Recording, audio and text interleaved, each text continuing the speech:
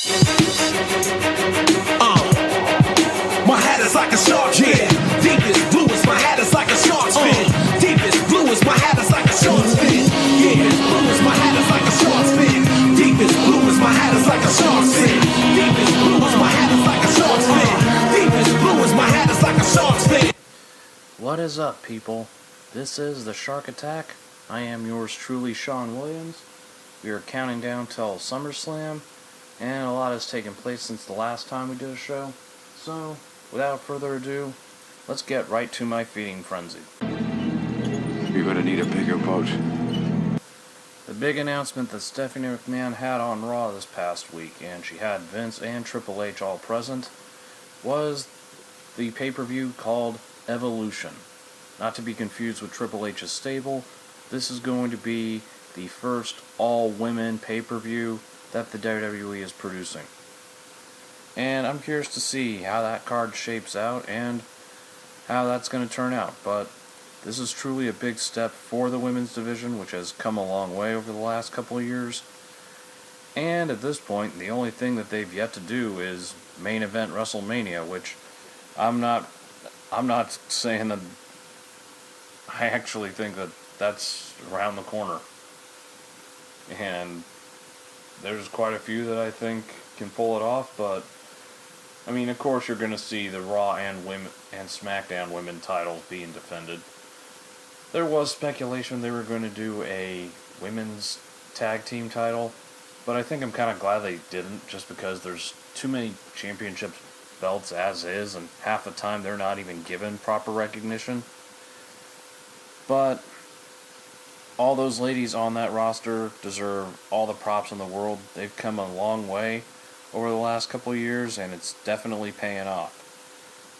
And I gotta tell you, I couldn't be happier for them. And I have no doubt in my mind that they're going to put on one hell of a show. So with that being said, it's time for a mic drop. Let the battle commence!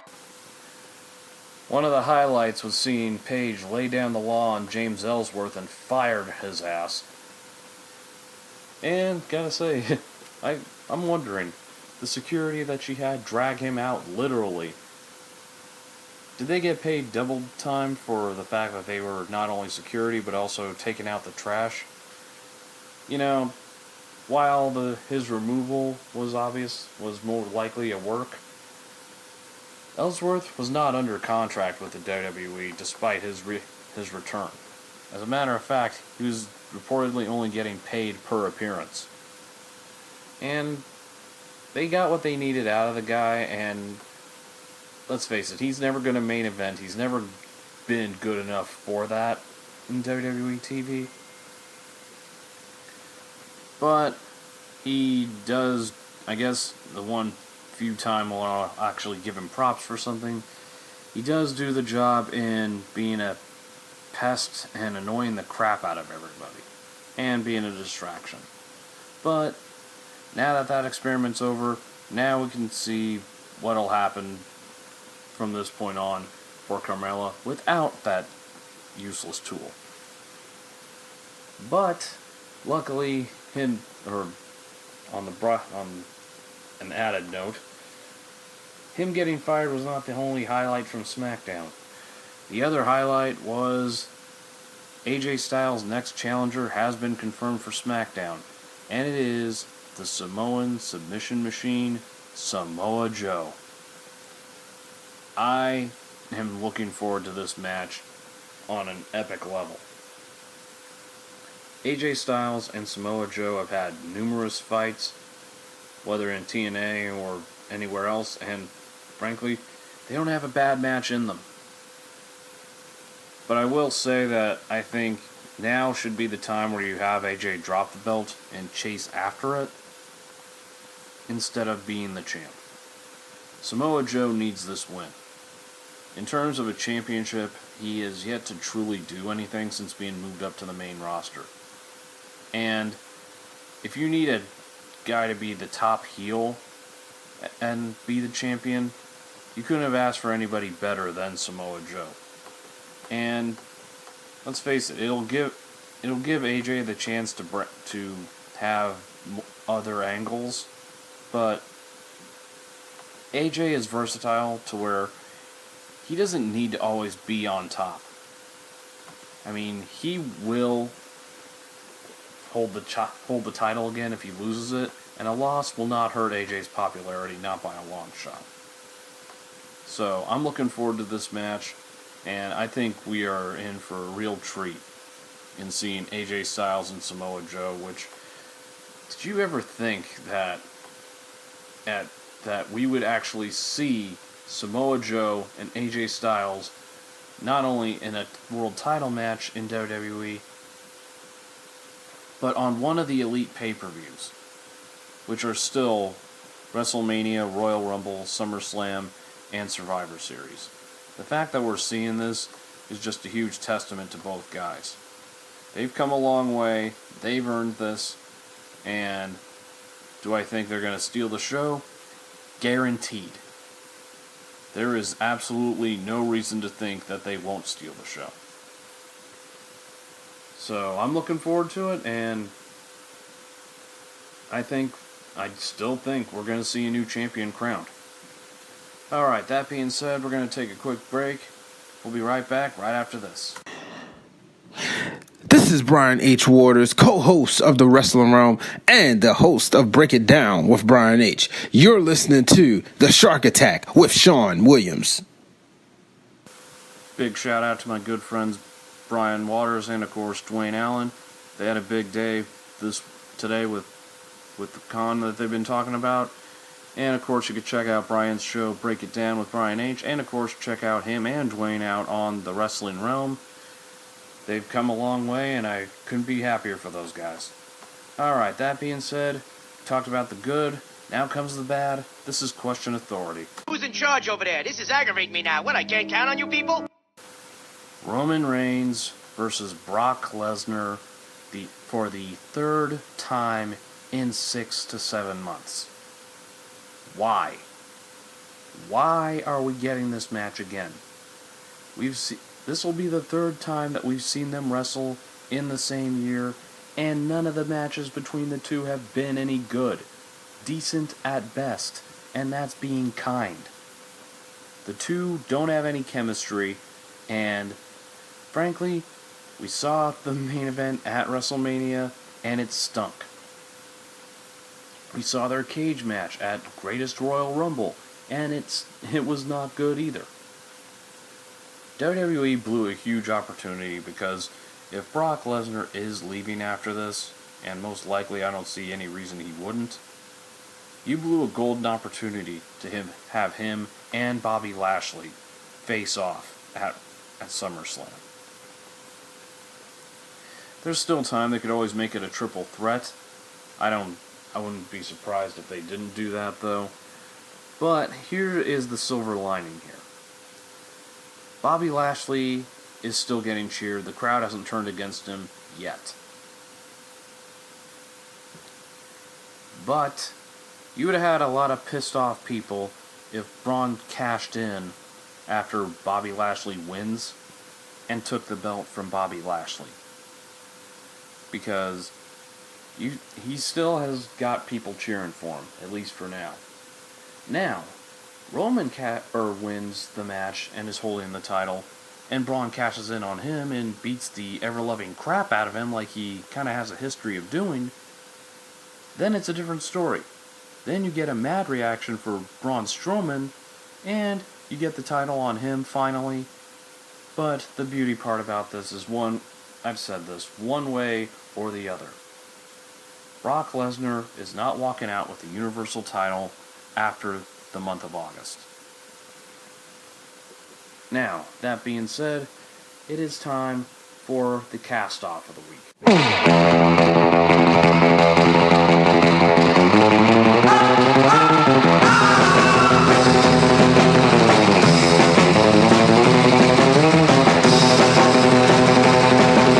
It's literally impossible to hear that and not think of Pulp Fiction. Anyway, cast-off of the week. I'm going to talk a little bit of discussion I've heard in the podcast world, and that's been brought to my light. and that is WrestleMania 19. Of course, that was where Hogan and Vince fought. We also saw Austin and The Rock fight one more time. And, of course, the main event was Kurt Angle versus Brock Lesnar. Now, everybody remembers from Angle versus Lesnar that we almost didn't get that match because of Kurt's neck.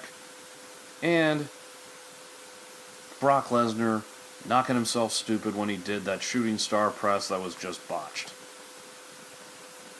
And from what I heard is that Kurt could tell Brock was hurt, so he went for the audible and just had Brock hit him with an F5, and that was the end of the match. That reportedly the match would have gone on longer, but Kurt knew something was wrong after that botch. To this day, I still have no idea why Brock was even doing a shooting star press. Supposedly in OVW he's been able to do it before, but you're a big guy that's defined by your brute force and power. There's no need for you to do a move like the shooting star press. But here's where it gets to what I'm talking about here. I knew they were both hurting after that match. I just didn't know how extreme it was. Brock Lesnar was clearly concussed, and from reports he was out of it. But also, Kurt Angle, because of his neck, how he was afterwards could easily be described as like the opening scene of Rocky V, where following his fight with Ivan Drago, Rocky is shaking and can't stop. That was basically Kurt after that match.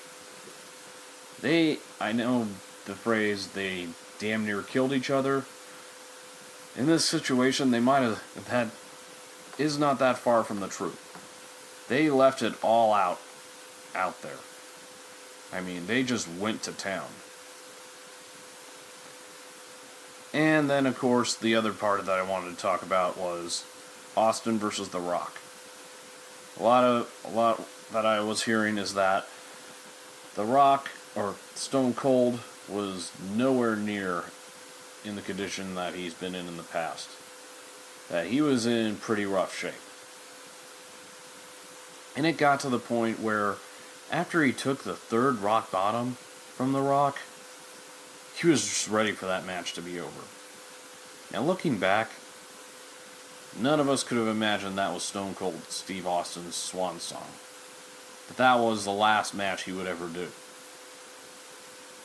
Many of us wish he could have gotten a better send-off. But, much like in any sport, it doesn't work like that half the time. Sometimes your body chooses how it ends before you do. And unfortunately, this was it for Stone Cold.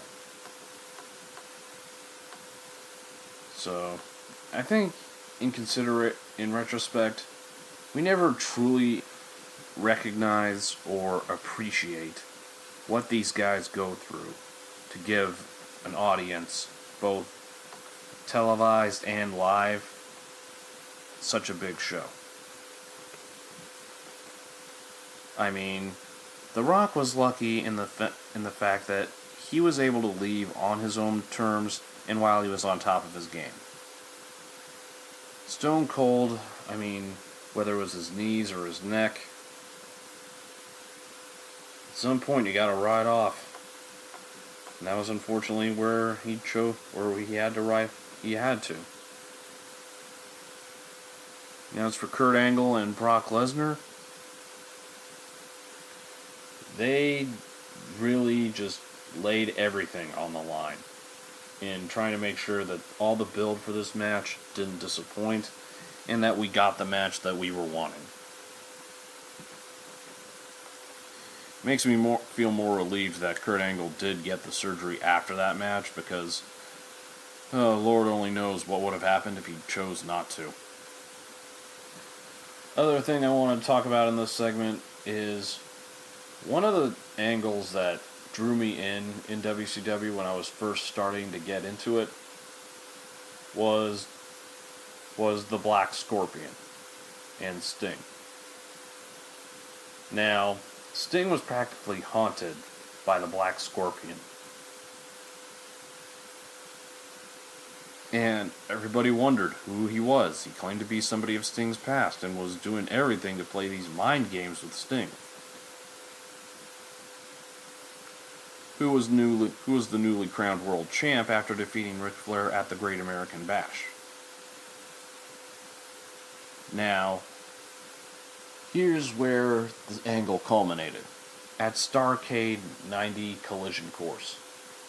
The main event was Sting versus the Black Scorpion, Sting's world title versus the Mask of the Black Scorpion, and Dick the Bruiser was the referee in that cage match. So, first you had 4 guys in masks coming out for the Black Scorpion. Then you had what looked like some kind of starship, I guess, arrive and then unveil the Black Scorpion. The, quote, true Black Scorpion. Which had a sparkly cape-like thing and a red and black mask. Now, of course, it would later be revealed that the Black Scorpion was Ric Flair. Which I always found that disappointing, that once again you thought it was something different, and then it once again came down to Sting and Ric Flair. Now, I don't know who, there was a lot of speculation. People thought it was going to be the Ultimate Warrior. But the fact is that it made everything that you've done, all the mysteriousness and everything else of the Black Scorpion, it was all for nothing. Because really you just went full circle. That we're back to where we started from with Ric Flair and Sting. And this also kind of leads to what went wrong with Sting's first world title run in WCW. He had no competition. They didn't have anybody to compete against him outside of the Horsemen. You had nothing. Can't help but wonder if maybe they would have been better off if when Sting was injured, they just gave Lex Luger the belt. Couldn't possibly have been worse. That leg injury of Sting's clearly sidelined him and kind of, unfortunately, sidelined his momentum. And just never recovered by the time he came back. So, it was a great angle that just ended badly. Then again, the way WCW was, ended badly, or didn't turn out like they had anticipated or aimed for. At that time, WCW was pretty much known for that. Because you had Jim Herd wrecking things, and this was before Bill Watts.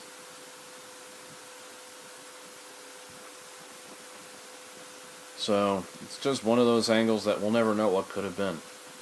And that, people, is my cast-off of the week. Alright, that being said, we're going to take another quick break.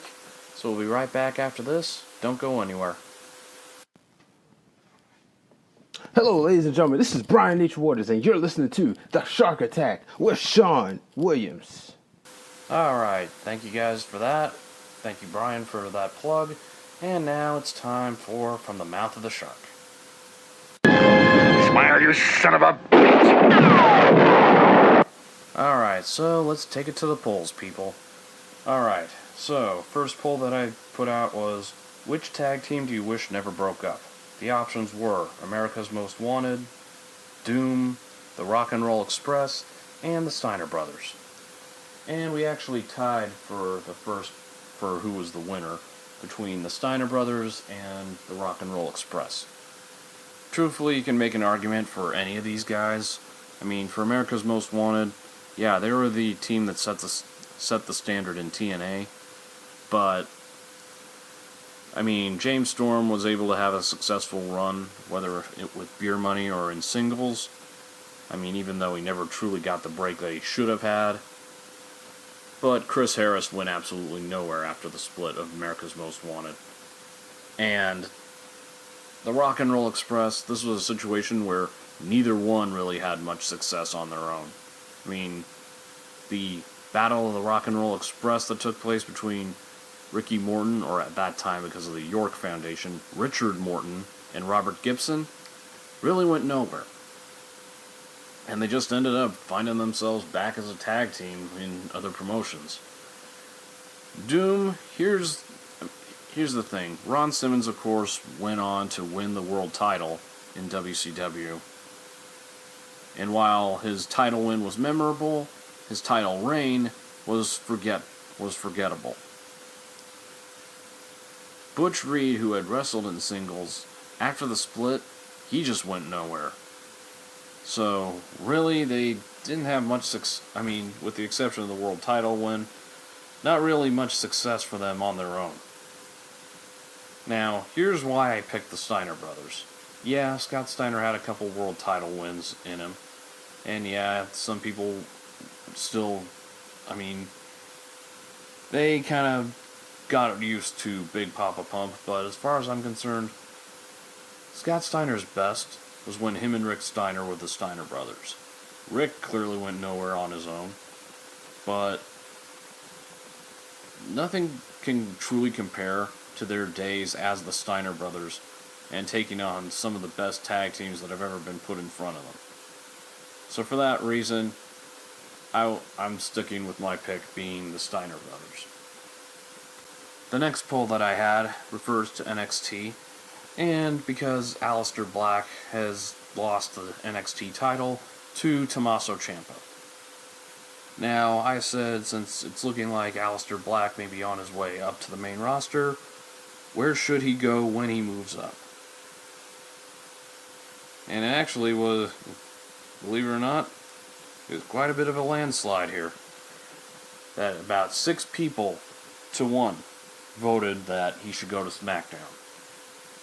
I gotta agree, right now, until Brock has lost the Raw Universal title, I just don't see any real reason to go to Raw right now.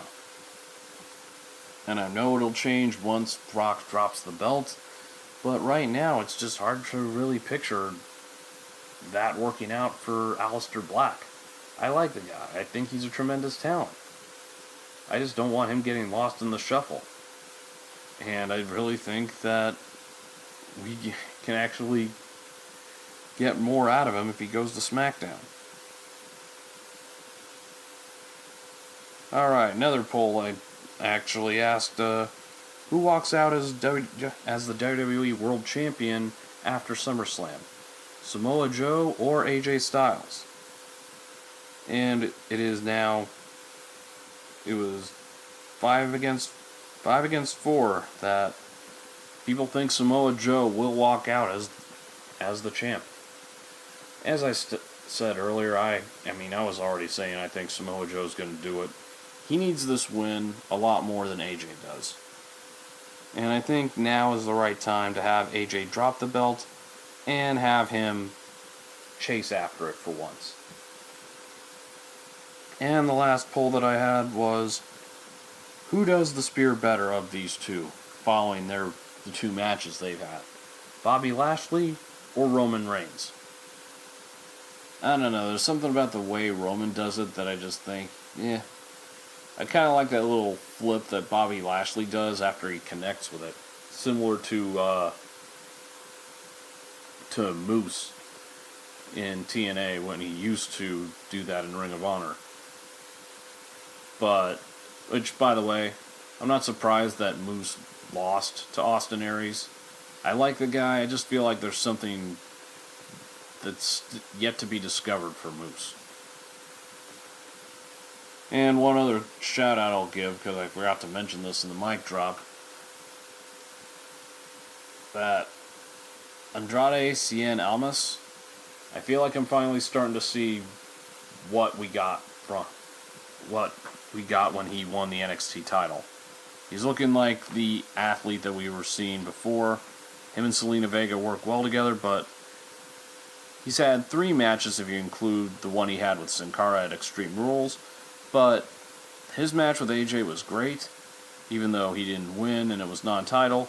But then you had that match with him and Rusev, which I was pleasantly surprised by it.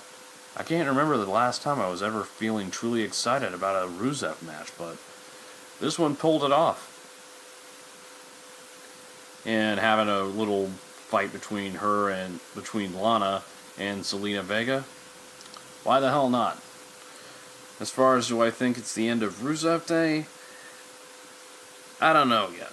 It's too early to tell, but I do know without that gimmick, you got absolutely nothing for Aiden English. But anyway, people, that's going to wrap things up for tonight. I want to thank you for listening, and thank you for being patient for me to get the next episode up. We'll be back next week talking more stuff with wrestling, and of course, I'll be posting more polls and questions on my Facebook group, The Shark Attack. Make sure you check that out and feel free to join in. This has been The Shark Attack. I am Sean Williams, and I am out of here, people. Good night now.